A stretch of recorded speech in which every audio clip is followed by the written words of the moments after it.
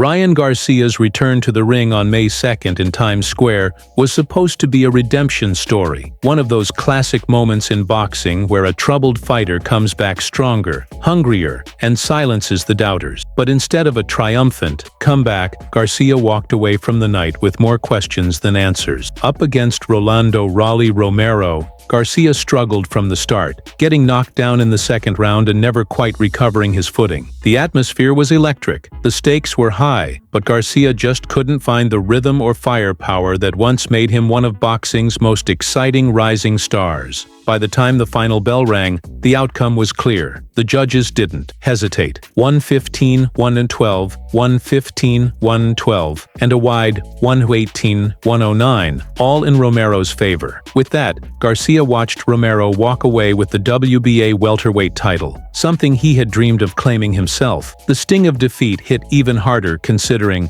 the context. Garcia had already spent a year out of the ring after testing positive for the banned substance ostarine, a suspension that tainted what was once a win over Devin Haney. That victory had been overturned, and this bout was his chance to start fresh and remind the world that he was still a force in the sport. But the way things played out against Romero left many wondering if the fire that once fueled Garcia's rise was still there. This wasn't just a loss on paper, it was a moment that shifted public perception and cast serious doubt on his ability to rebound and remain relevant in the ultra-competitive welterweight division. Eddie Hearn, one of the sport's most influential promoters, didn't hide his concern. He openly admitted he was disappointed in Garcia's performance, and even pointed to the unusual fight environment in Times Square as a possible factor. According to Hearn, the spectacle and the crowd may have gotten into Garcia's head. Sometimes, in that environment, the fight can pass you by, he said, hinting that the pressure of the night may have overwhelmed Garcia more than anyone realized. There was a certain chaos to the event, with lights, cameras, and fans all packed into one of the most iconic spots on the planet. It was a surreal stage for any fighter to operate on,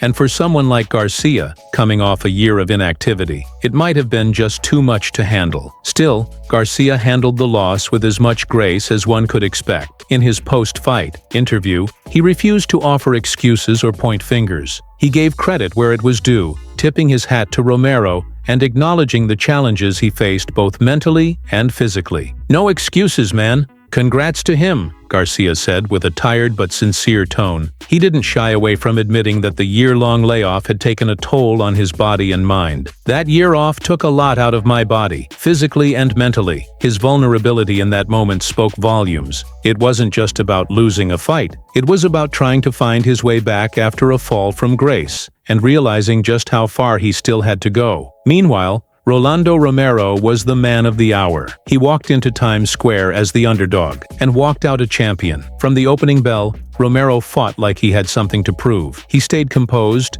worked the body effectively, and kept Garcia uncomfortable with consistent pressure and intelligent counters. It wasn't just a win, it was a statement. Romero had taken down one of the sport's most recognizable names, and earned the WBA welterweight title in the process. Yet, despite the magnitude of the win, Romero stayed humble in the aftermath. Rather than talk down on Garcia or gloat about his victory, he suggested that Garcia and Haney should still pursue their rematch. Ryan and Devin should get their big one, he said, almost passing the torch back to the narrative that had captured so many fans' imaginations. The Times Square event itself was something straight out of a boxing movie. It was orchestrated to create a cultural moment, not just another fight night. Backed by Saudi Arabia's General Entertainment Authority and organized by Ring magazine, the event was designed to shake up how people viewed the sport. A ring placed in the heart of New York City, under the lights and surrounded by skyscrapers, with thousands looking on, it was meant to elevate the sport into a new kind of spectacle. And in many ways, it succeeded. The imagery was iconic, the buzz was real, but Garcia's shocking loss ended up stealing the spotlight from what was meant to be a celebration of boxing's future. With the dust settling,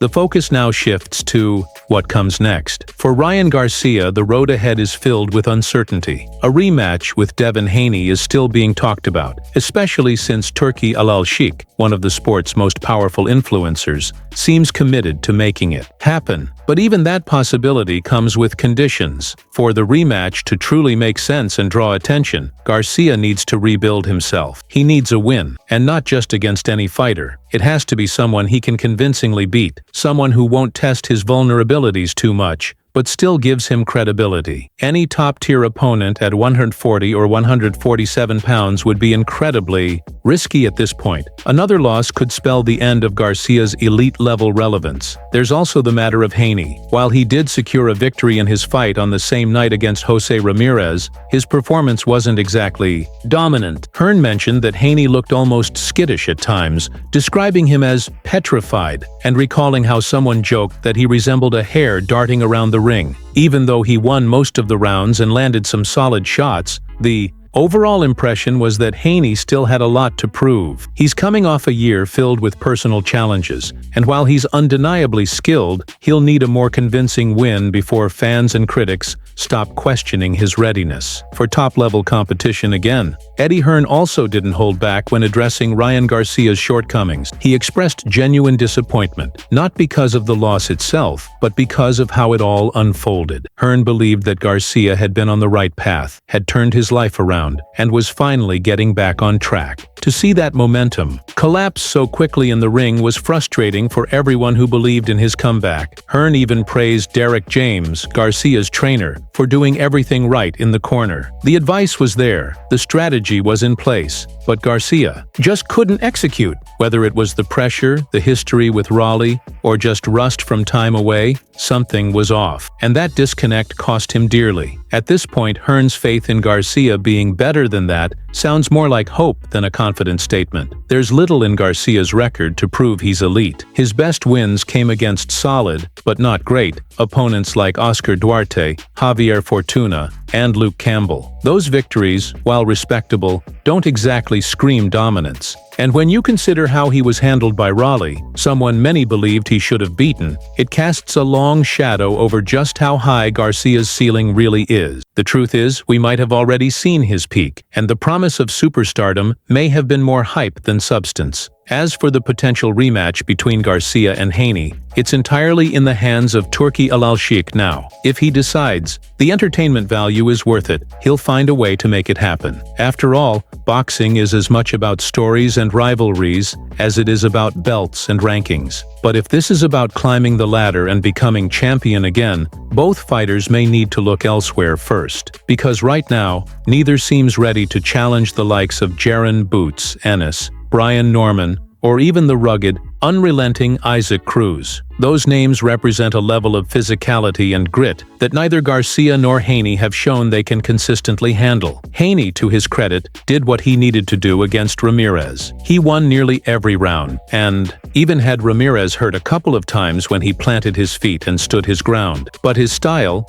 lots of movement, minimal engagement, left fans wanting more. It was a smart performance, no doubt, but not one that generates the kind of buzz you need to headline future pay-per-views. Considering how long he'd been out of the ring and everything going on behind the scenes in his life, it was an understandable showing, but it didn't silence the critics. And with fighters like Shakur Stevenson calling him out, Devin is squarely in the crosshairs of a hungry new generation. So here we are. Ryan Garcia, once a fast-rising superstar with charisma and knockout power, is now in recovery mode. Devin Haney, who once held all the belts at lightweight, is trying to rebuild his own momentum after a rocky year. And somewhere in the middle of it all stands Rolando Romero, the spoiler who wasn't supposed to win but walked away with the title anyway. The drama is thick, the stakes are real, and the road ahead is anything but predictable. But that's boxing. It chews you up, spits you out, and if you're lucky, or tough enough, you claw your way back in.